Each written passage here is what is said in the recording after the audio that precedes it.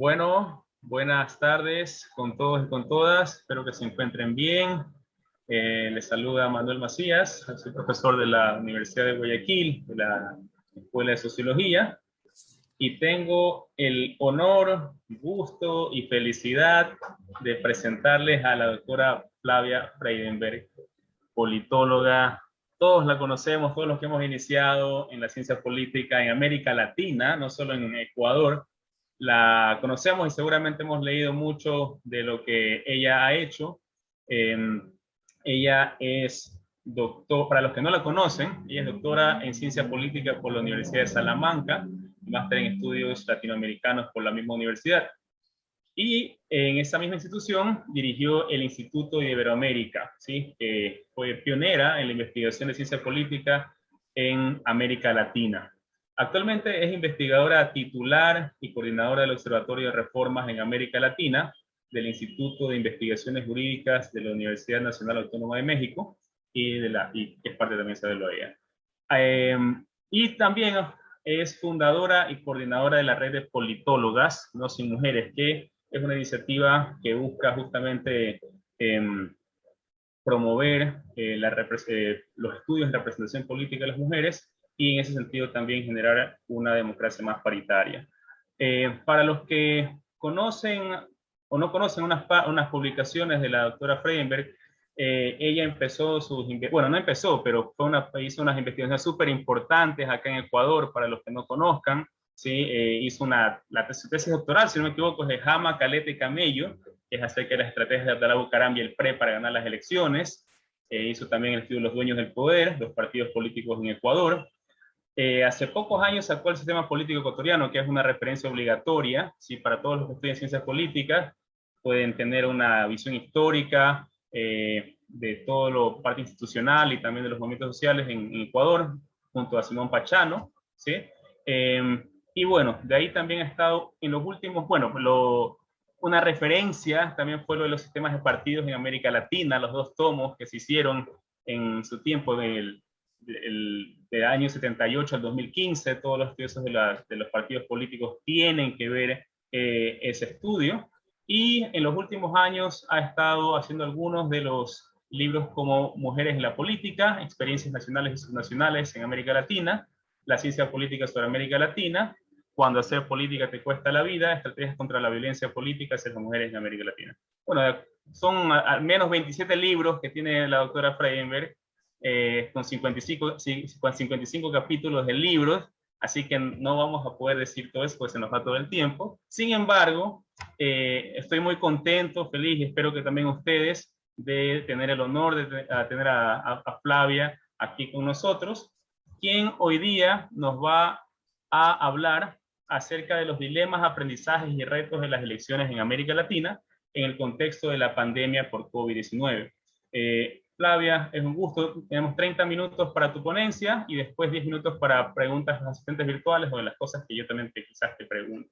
En todo caso, bienvenida y puedes compartir pantalla y iniciar cuando quieras. Ay, qué lindo, Manuel, estar contigo aquí. Muchísimas gracias por la invitación, por la oportunidad de estar compartiendo estas jornadas tan importantes que están organizando de cara a celebrar a una universidad que queremos tanto y que tanto ha hecho por nuestro querido Guayaquil y nuestro querido Ecuador. Yo hoy quisiera compartir algunas reflexiones y avances de una investigación que estoy desarrollando sobre las elecciones en América Latina en el marco de este Observatorio de Reformas Políticas en América Latina que dirijo dentro de la Universidad Nacional Autónoma de México y que es un impulso que llevamos a cabo con la Organización de los Estados Americanos, sobre todo con la Secretaría de Fortalecimiento de la Democracia de la OEA. Mi idea principal de hoy, en estos minutos que tenemos para compartir, es pensar a las elecciones, que son el corazón de la democracia, como parte de una evaluación de la salud de la democracia en América Latina. Y a mí la pandemia, el COVID, me encontró estudiando la democracia. Entonces, ya hemos elaborado algunos documentos, hemos publicado algunos trabajos de esta evaluación, y ahora mismo me encuentro evaluando en qué medida esta pandemia afectó o no, supuso avances o supuso retrocesos en relación a la manera en que organizamos las elecciones y a la manera en que protegemos los derechos derechos políticos electorales en la región. Miren, yo parto de una idea fundamental, que es la idea de Adam Przeworski. Me encantaría haber sido yo la que creara esta idea, pero no, fue el profesor Adam Przeworski de la Universidad de Columbia, de que la democracia es ese régimen político que supone certeza en las reglas e incertidumbre en los resultados.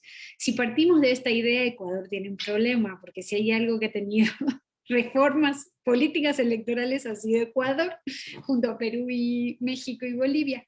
Y si hay algo que hemos tenido problemas para saber era quién va a ganar las próximas elecciones, ¿no? Bueno, salvo los 10 años de gobierno de Correa, en general hemos tenido bastante incertidumbre sobre los resultados de estas elecciones.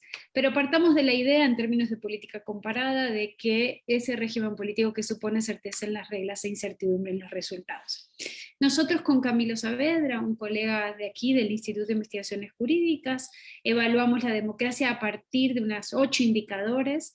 Evaluamos el proceso de democratización de América Latina, comparándolos con los del mundo, a partir del índice de variedades de la democracia que tiene la Universidad de Gotemburgo, de Freedom House, a partir de Politi4, es decir, diferentes índices que nos permiten establecer una primera idea principal, que es sobre la que quiero puntualizar para seguir rápidamente a mi argumento, y es la idea de que en los últimos 40 años ha sido uno de los procesos de mayor democratización de América Latina.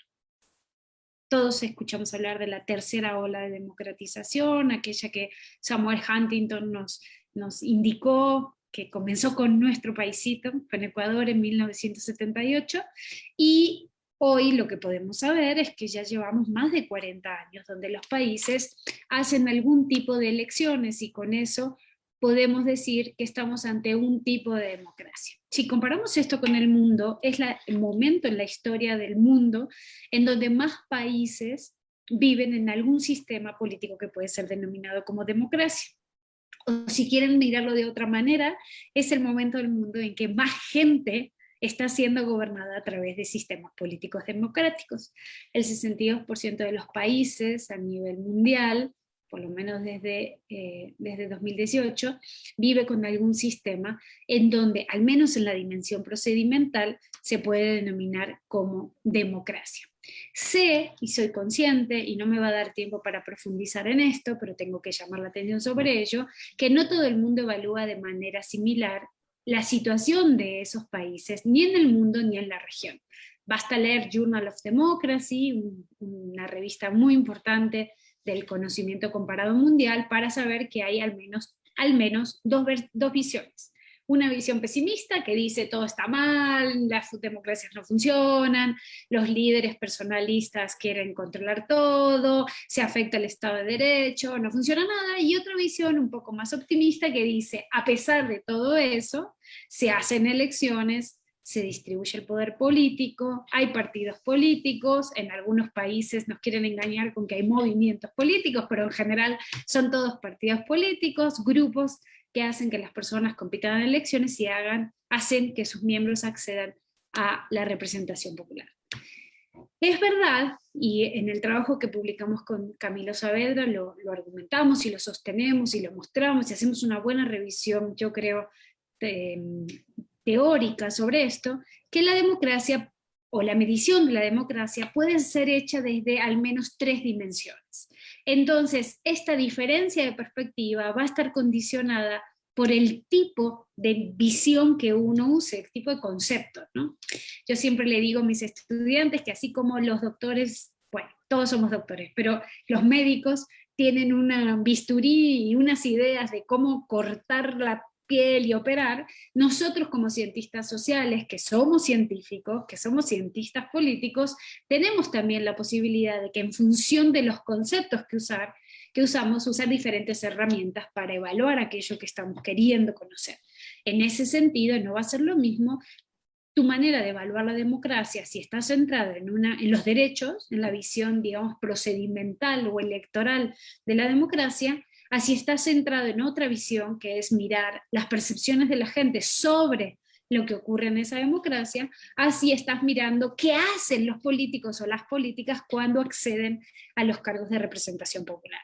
Seguramente algunos sistemas hacen elecciones magníficas y el resultado de esas elecciones es que solo sean electos señores de traje y corbata que tienen una visión específica del mundo, suele decir que se sientan en sillones de cuero, no tengo problema con que la gente se siente en sillones de cuero fumando habano.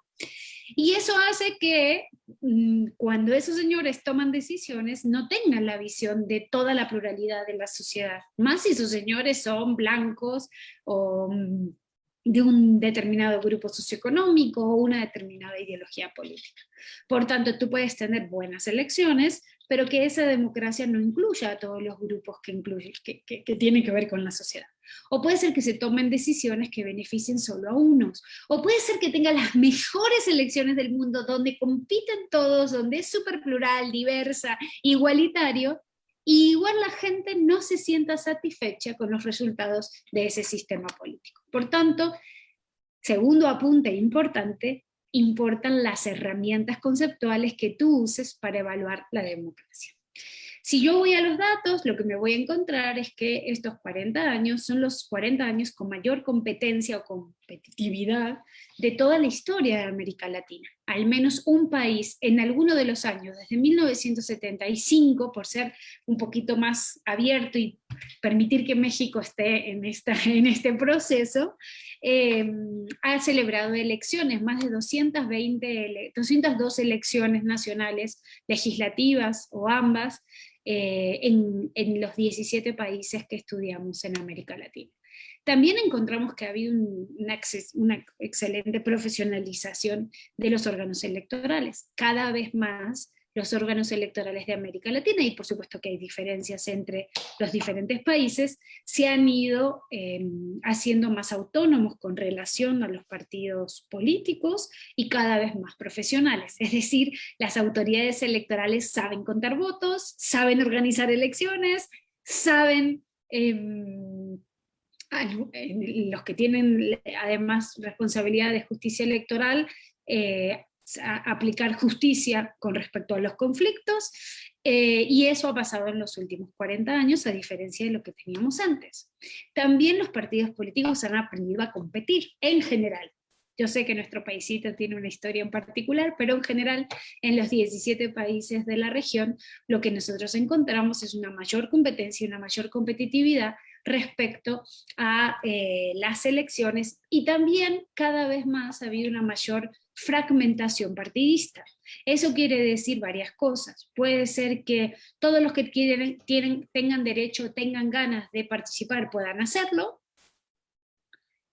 que clivajes históricos que estaban medios dormidos se despertaran, como ocurrió en Ecuador con el Movimiento Unidad Plurinacional Pachacuti Nuevo País en su momento, que las agrupaciones ideológicas cercanas se acercaran, como fue fortalecer a las izquierdas en México, o en el propio Paraguay, o en el propio Uruguay.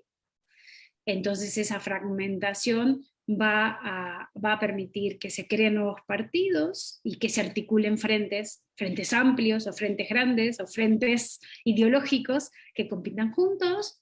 Puede ser que líderes de partidos políticos dentro de un mismo se peleen y se separen porque quieren las dos candidaturas. Estoy pensando en Sixto Durán Ballén y los socialcristianos en su momento. Es decir, hay diferentes, o estoy pensando en el partido, mi partido, el Partido Rondocista Ecuatoriano. Digo mi partido porque me pasé 20 años de mi vida estudiándolo, y es posible estudiar 20 años el rondocismo, cuando se separan de CFP, ¿no? Y crean esta nueva organización carismática, ¿no? A partir del liderazgo de Abdalá Bucaram. Tenemos entonces una mayor competitividad en los últimos 40 años. La media de la fragmentación era de 2 puntos para 1970, y en las últimas medidas que estamos haciendo desde el observatorio, lo que tenemos es que 5 puntos porcentuales de fragmentación media para todos los países de la región en las elecciones nacionales. También tenemos que cada vez más los partidos aceptan los resultados. Es verdad que hay algunos cabezaduras que todavía no quieren aceptar cuando pierden las elecciones, pero en general hay una tendencia a una mayor aceptabilidad de la derrota si tomamos desde la década del 20 a la década del 2010, según los datos de Bidem, ¿no? Que de donde tomamos estos análisis, ¿no? Cada vez más hay una mayor capacidad a nivel nacional de los candidatos nacionales de que los candidatos que pierden las elecciones acepten los resultados.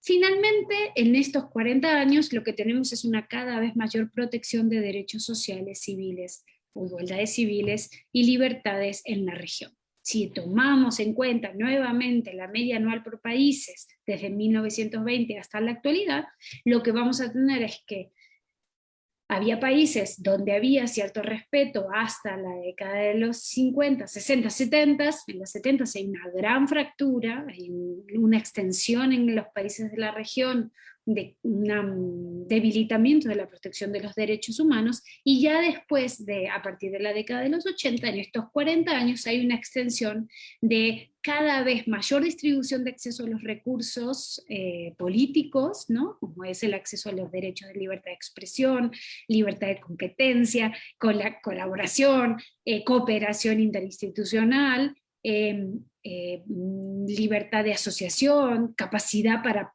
que todo aquel que quiera votar pueda hacerlo y todo aquel que quiera ser votado pueda hacerlo, pero sobre todo en los últimos 30 años lo que tenemos es una extensión de la democracia paritaria. No voy a profundizar sobre esto, podría estar hablando hora y media sobre esto o más, pero lo que tenemos es cada vez más mujeres empoderadas en América Latina, pero también cada vez más mujeres representadas. La media de representación legislativa, querido Manuel, en los últimos 30 años, desde que se empiezan a aprobar medidas de acción afirmativa y o principio de paridad en las constituciones, es de 30 puntos porcentuales. Y Ecuador, aunque todavía no consigue integración paritaria en el Congreso, está entre los países con un diseño, con un régimen electoral de género más fuerte de América Latina. Está entre los punteros de América Latina. A Ecuador lo hizo de una manera distinta a como lo hicieron otros países de la región, lo hizo de manera progresiva, ¿no? Cuando todos decíamos, ¿por qué lo hace progresivo? ¿Por qué no va de una y aprueba ya la paridad? Ecuador dijo, no, vamos despacito, empezamos en el 2000, y cuando llegamos al 2008, de pronto nos dijo, hey, ¿qué pasó? Ecuador es paritario, paritario en la regla, ¿no?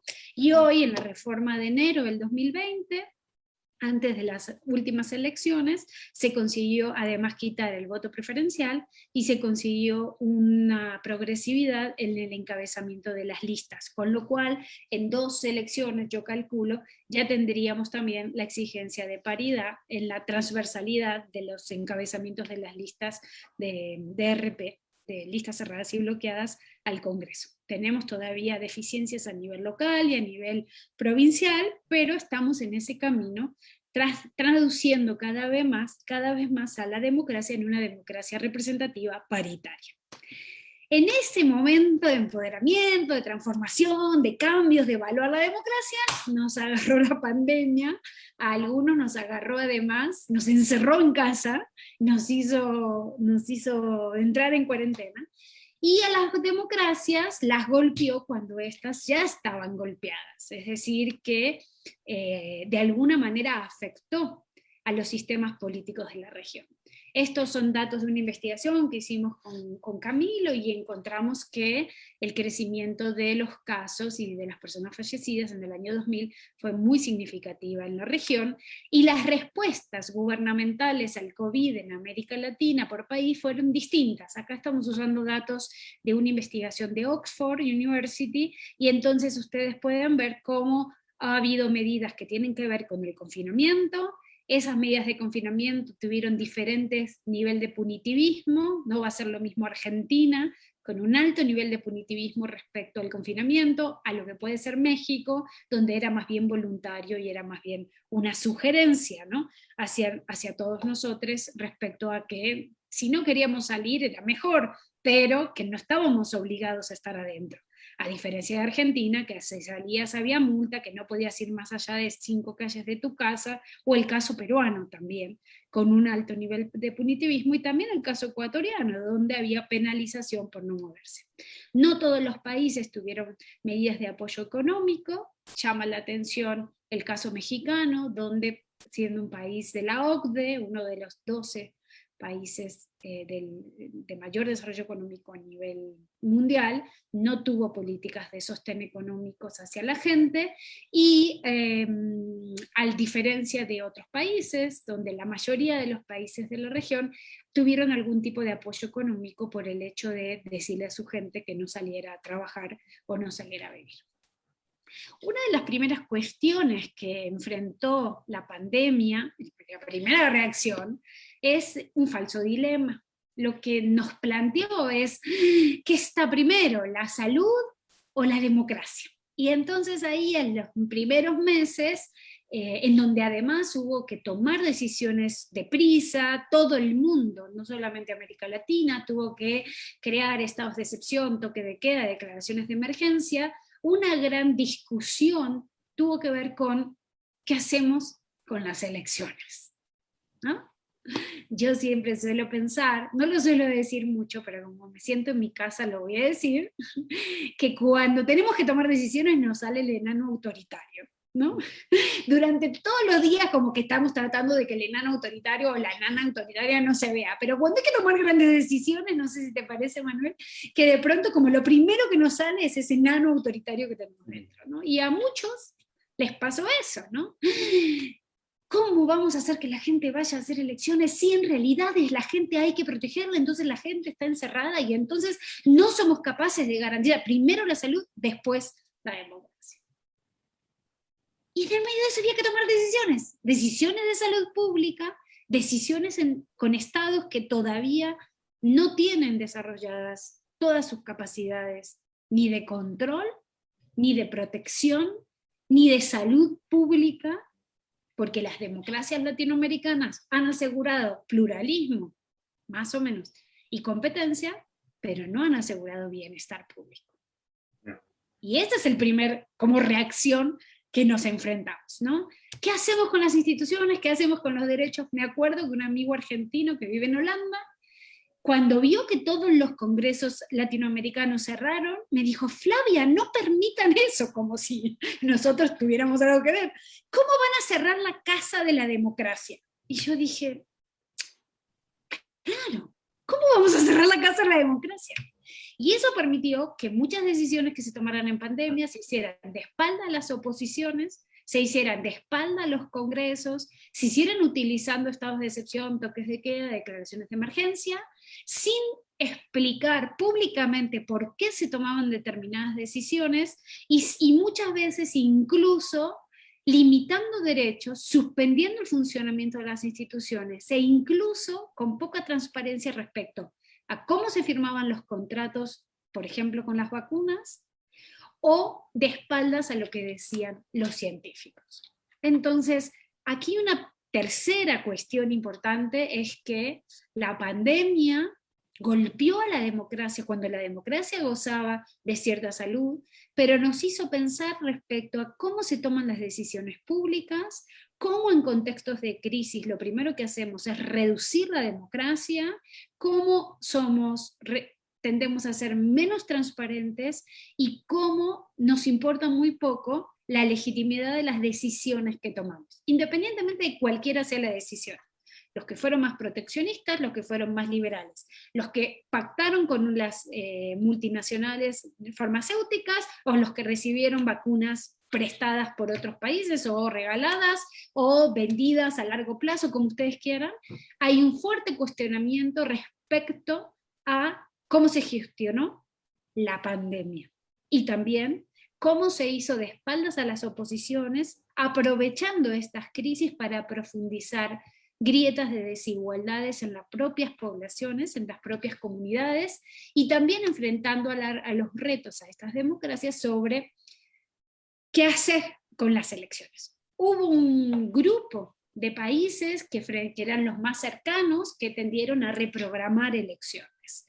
Hubo un grupo de países muy poquitos que suspendieron sin poner fechas en un primer momento, pero la mayor parte de los países de la región dijeron vamos a hacer las elecciones. Y hasta el momento van 20 elecciones que se han hecho en la región, y como sabes, Manuel, desde el Observatorio de Reformas Políticas, cada vez que hay elección, hacemos el monitoreo de esas elecciones. Ayer tuvimos una, todavía tengo resaca sin alcohol, digamos, ¿no? De lo que fue estar 14 horas tuiteando desde las 6 de la mañana por las elecciones de las PASO. Entonces, en estos minutos que me quedan, me gustaría, después de haber problematizado y haber llamado la atención sobre lo que ha significado hacer elecciones en pandemia, algunos aprendizajes para los países que vienen a posteriori, ¿no? Pensando en lo que nos enseñó Ecuador, lo que nos enseñó México, lo que nos enseñó Argentina.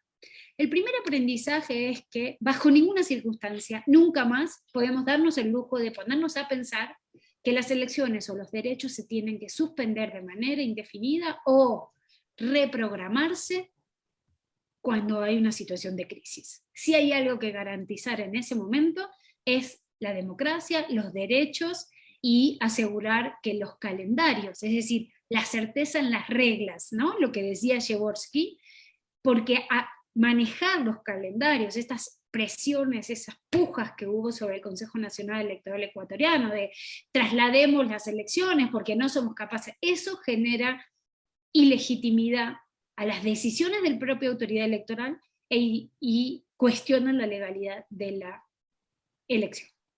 Segundo aprendizaje es que no hay colisión de derechos.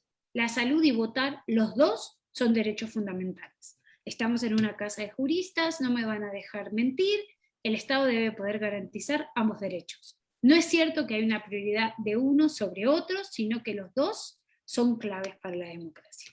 Tercer aprendizaje. Las autoridades electorales, desde que comienza el proceso electoral, y Ecuador es muy claro con las reglas respecto a eso,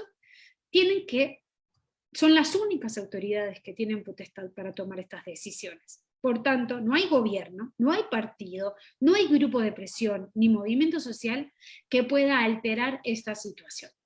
Y los actores políticos, me refiero en general a todo el espectro, deben ser responsables respecto a la importancia de hacer previsible ese proceso electoral. Cuarto aprendizaje, y podría estar durante horas contando las diferentes maneras en que los organismos electorales latinoamericanos han sido capaces de armonizar las reglas, transformar su logística de gobernanza electoral y han podido celebrar elecciones en condiciones de pandemia. Por supuesto que hubo que aprobar protocolos sanitarios, en algunos casos esos protocolos fueron diseñados por comité de expertos, fueron diseñados por comité de expertos sanitarios científicos, e incluso hubo que dotar una nueva autoridad dentro del proceso de toma de decisiones, de organizar elecciones, como en el caso mexicano, que hubo que dotar de reglas de funcionamiento, de protocolos, de manera porque ya no era la autoridad electoral sola la que tenía que tomar las decisiones, sino que estaba sujeta a lo que los científicos decían que debía que hacer. Todos los países aprobaron protocolos sanitarios que van desde tomar temperatura al acceso de los recintos, cosa que ayer en Argentina no ocurrió, pero sí ha ocurrido en la mayor parte de los procesos electorales de la región, desde usar doble mascarilla, desde los horarios para las personas mayores, desde las condiciones de sanitización de los recintos, la manera en que no podías entregar tu carnet para que nadie lo toque, no poner cortinilla para que no las toques, llevar tu propia boli, no pasar la saliva por los sobres en aquellos lugares que hay sobres, es decir, un montón de protocolos que los países fueron o tuvieron que hacer, cuestiones que tienen que ver con cómo hacer campañas electorales, cuestiones que tienen que ver con cómo permitir o no la propaganda digital cuando no había norma, no hay ley respecto a qué pasa con la campaña electoral, cuestiones que tienen que ver con evitar hacer movilizaciones masivas, campañas puerta a puerta, o cualquier tipo de acto que supusiera mucha, ¿no?, movilización. unos países más que otros, pero todos se enfrentaron a estas decisiones.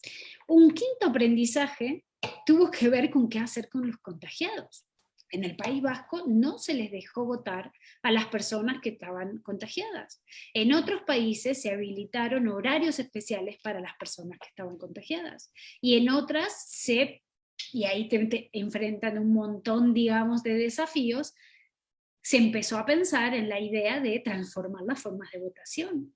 Este gran aprendizaje pone nuevamente la tecnología sobre la mesa y la necesidad de pensar votaciones que sean menos costosas, que aseguren, por supuesto, la identidad de los votantes, pero que permitan que un votante, incluso usando voto anticipado, usando voto por correo, usando otras formas, puedan expresar su voto. Supone también incrementar los locales de votación, supone que las personas de determinada edad fueran, digamos, disculpadas de tener que votar.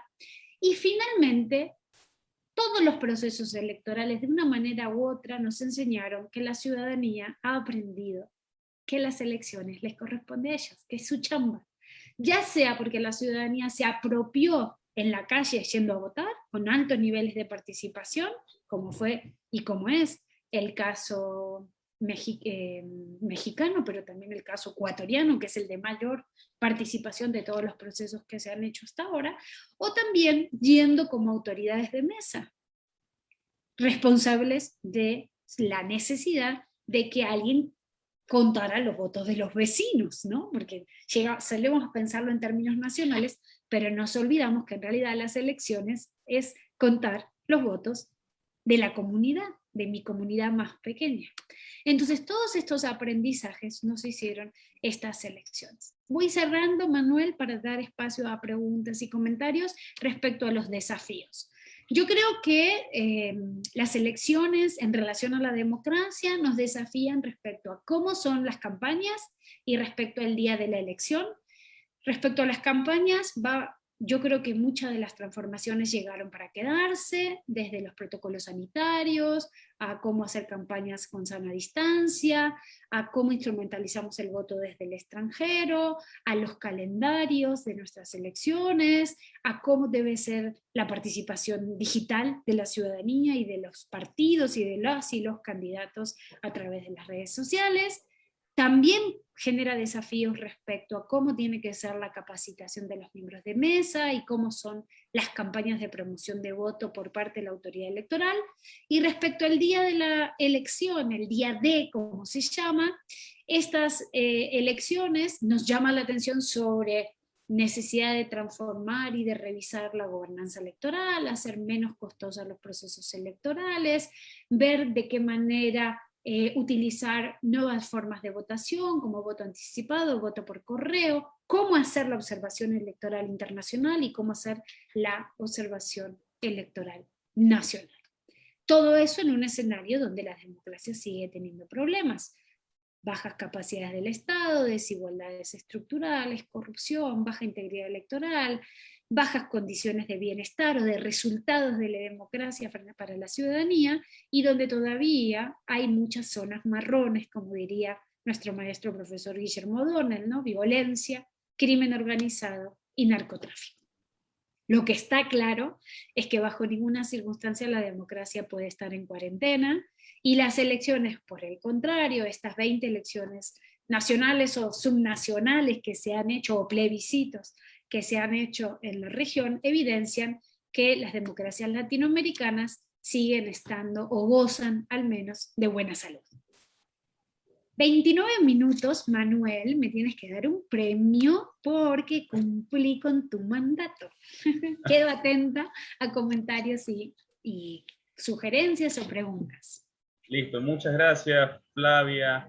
Interesantísima como siempre tus ideas, tus ponencias, tus datos, ¿sí? Yo tengo justamente algunas cosas que, mientras quizás Cecibel o alguien del departamento técnico me puede pasar algunas preguntas que están en el Facebook por el chat, pero yo tenía algunas relacionadas también a, digamos, estamos siempre pensando en todos estos desafíos que nos generó para todos en todo ámbito de la presencialidad, del estar físicamente en para cualquier tipo de actividad.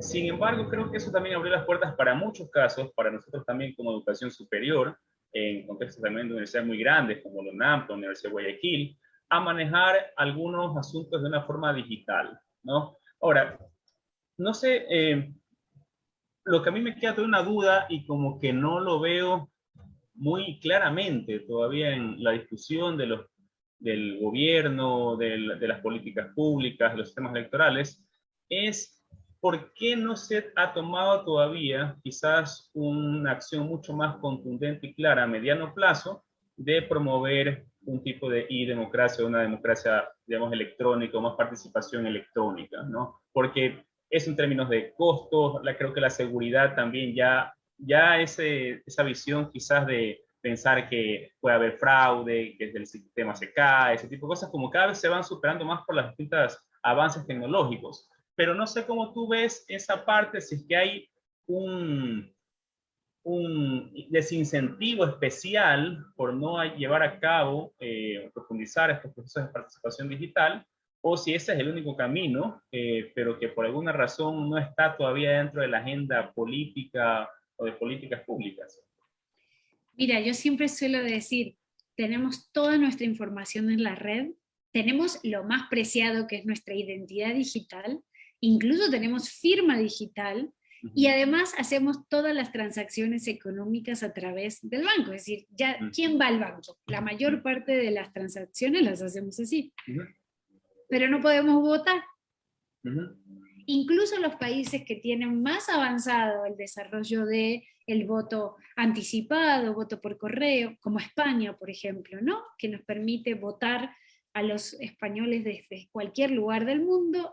Es un trámite de papeles que van, que vienen, cuando en realidad podría ser que en tu propio pasaporte te dieran un chip que pudieras tú usarlo para tu voto digital.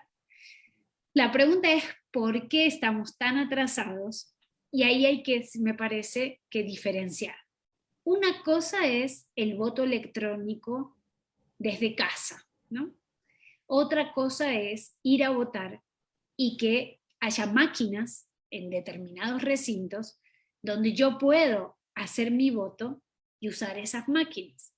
Otra cosa es si esas máquinas me dan un papel, me dan el voto o no. Y otra cosa es la transmisión de los resultados, la transmisión del voto hacia los centros de cómputo y además la transmisión de los resultados.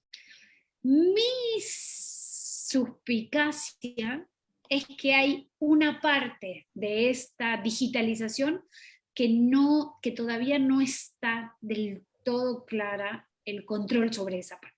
¿Quién controla esas máquinas? ¿No? Y yo conozco varios, hay varias gente dentro del mundo electoral que no es muy, digamos, no está muy convencida sobre la posibilidad de que tú desde tu casa votes en unas elecciones. ¿Sí?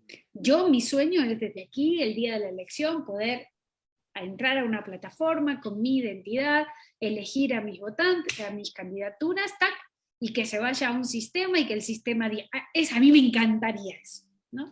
Me acuerdo que hace muchísimos años yo estudiaba sobre participación política digital en Bristol, en Reino Unido.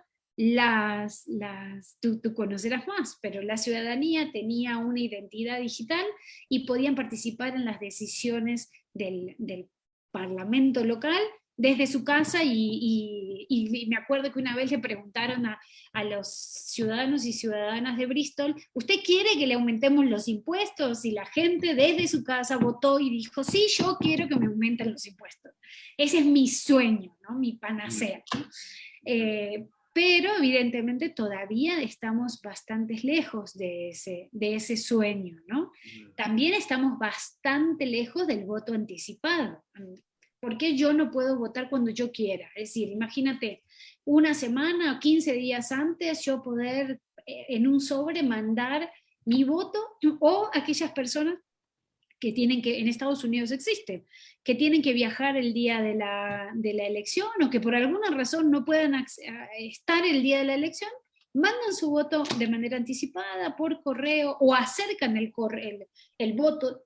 Todos estos elementos, digamos, siguen siendo un desafío, y ninguno de los países que yo estudio, digamos, en América Latina al menos, he visto que hubiera innovado de manera digital como para permitir en esta pandemia cumplir con unos requisitos. Yo creo que el desafío está puesto, como tú bien has señalado, Manuel, y hay oportunidades, áreas de oportunidad para ir pensando en una mayor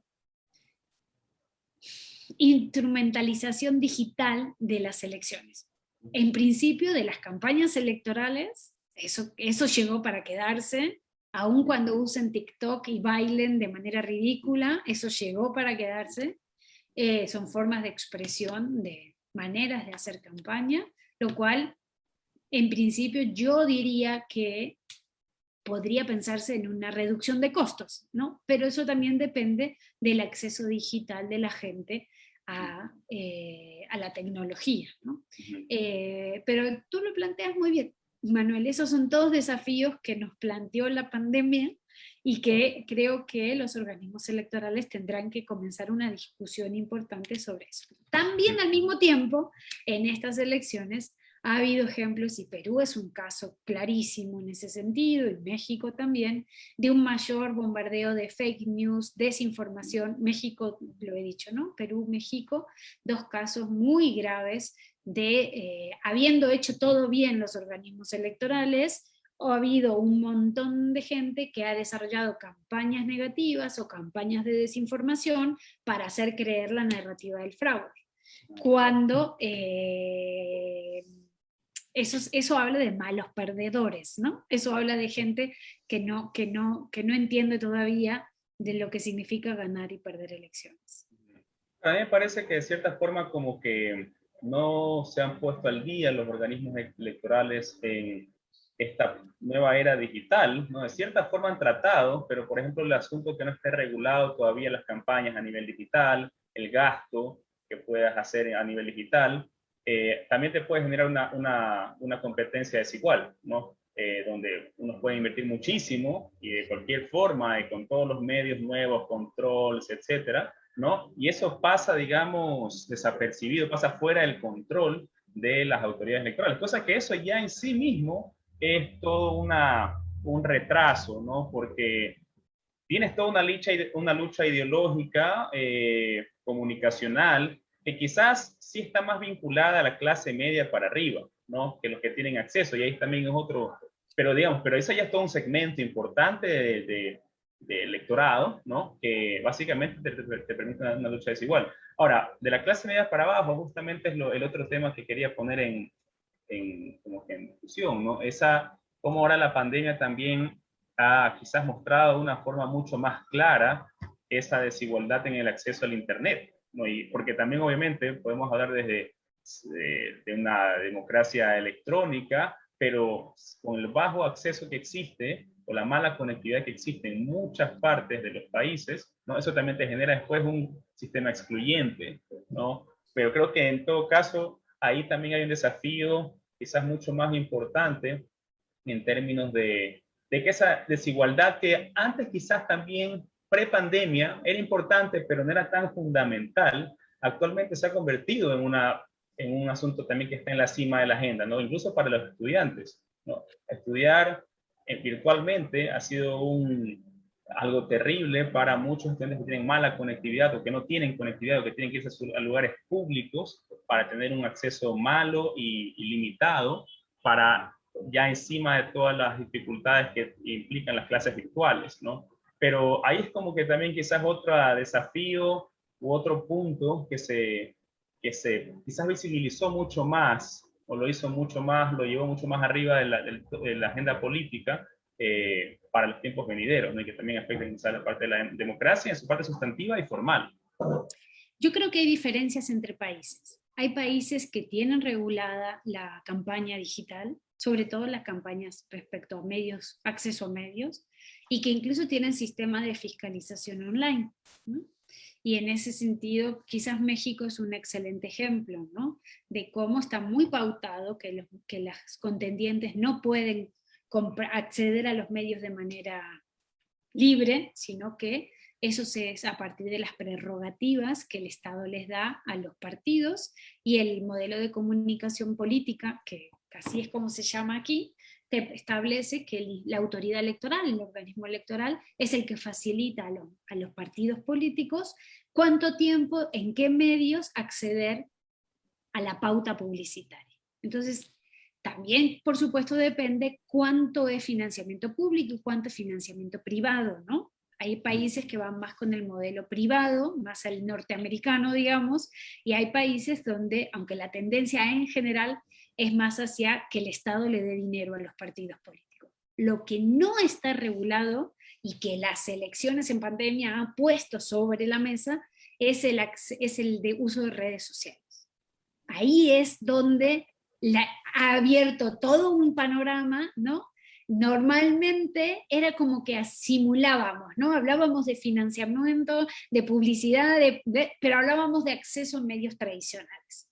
Y claro que usaban las redes sociales, los políticos lo usaban de manera individual, pero nadie estaba controlando eso. Lo que puso ahora este desafío es el uso de otras, ¿no?, herramientas, ya sea de Big Data, de acceso a datos personales que permiten segmentación política, así como también uso de redes sociales. Los organismos electorales también tienen diferencias respecto a capacidad para controlar eso.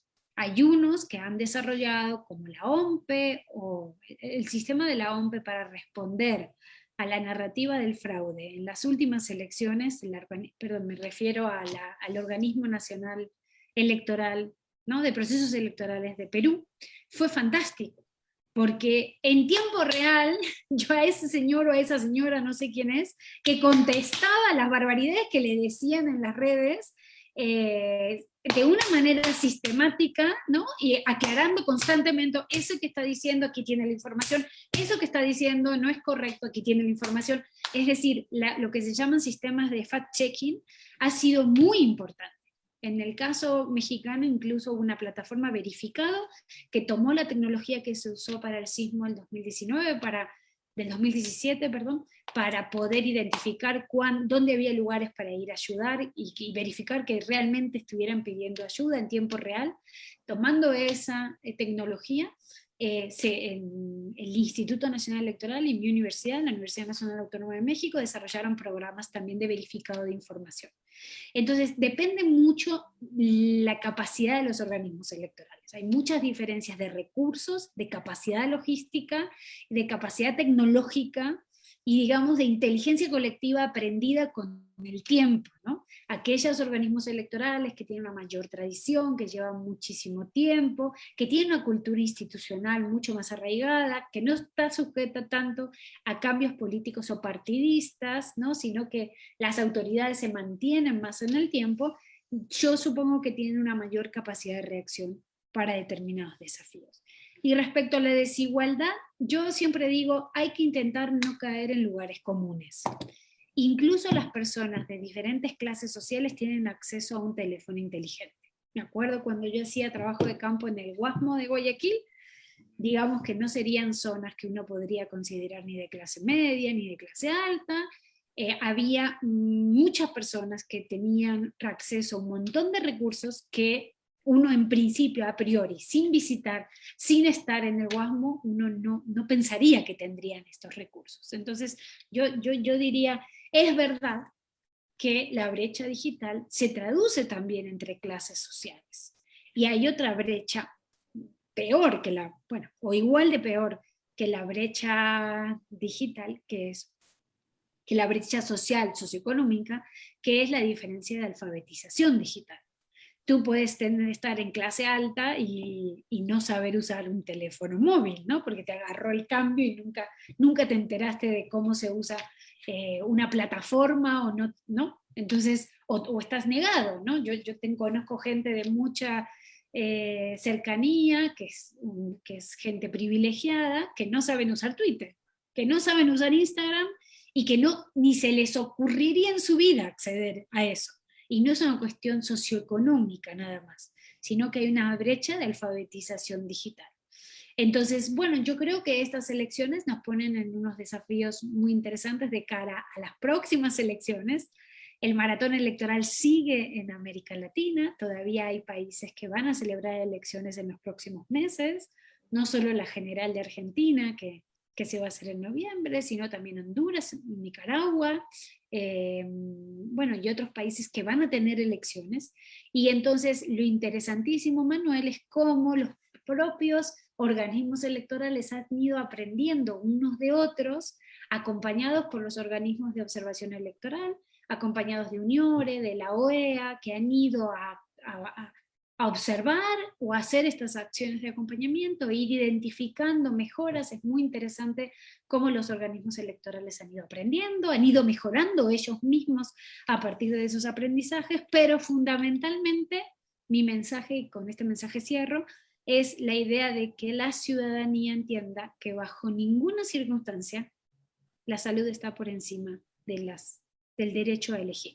Es decir, que las democracias no pueden entrar en cuarentena y bajo ninguna circunstancia debemos soslayar o permitir que personas que tienen el control del Estado, que incluso han ganado las elecciones, porque nosotros les hemos votado en unas elecciones libres, competitivas y demás, se abroguen el derecho de romper con nuestros pactos constitucionales o romper con nuestras reglas de juego en nombre de una crisis, sea la crisis que sea. Y en ese sentido, yo diría que la evaluación podría resumirse con que los países de América Latina, las democracias latinoamericanas, han evidenciado capacidad de resiliencia, que frente a una crisis tan fuerte como la que supuso la pandemia, han podido adaptarse, reacomodarse y, por supuesto, generar nuevas áreas de oportunidad para seguir mejorando en el futuro. Bueno, pues Claudia, muchas gracias. Creo que contamos con tu visión optimista de la democracia también. A veces yo pienso que somos democracias asintomáticas, más o menos siguiendo la forma en que se habla ahora con el COVID, ¿no? Tenemos bastantes desafíos, quizás en cuarentena, quizás algunas secuestradas, ¿no? También en otro sentido. Entonces, igual hay muchos desafíos tanto para la democracia como para, bueno, para lo que se viene en términos electorales. Hay muchos aprendizajes todavía por hacerse y bueno, yo creo que igual lo importante es mantener quizás, obviamente la participación electoral sin duda, pero avanzar en también la democracia más sustantiva, en la participación ciudadana, en la transparencia, ¿no? En la rendición de cuentas, que también nos permiten tener democracias mucho más sólidas y de mejor calidad, ¿no? Claro que Y sí. creo que ahí también la parte digital tiene un papel súper importante que podemos todavía potenciar. Pero bueno, te agradezco muchísimo, Flavia. Gracias a todos los oyentes, gracias por tu tiempo. Como siempre, otra vez reitero mi honor de haber estado aquí contigo, de que seas parte de este primer encuentro de Derecho, Sociología y Ciencia Política de la Universidad de Guayaquil, el primero que hacemos. Esperemos que sean pronto muchos más y que así también podamos seguir potenciando la ciencia política, las ciencias sociales y el debate aquí virtual, en Guayaquil o en estas relaciones también a distancia. Te agradezco muchísimo y bueno, espero que estés bien y gracias a todos también por su asistencia. Muchas gracias. Chao, chao. Chao, chao.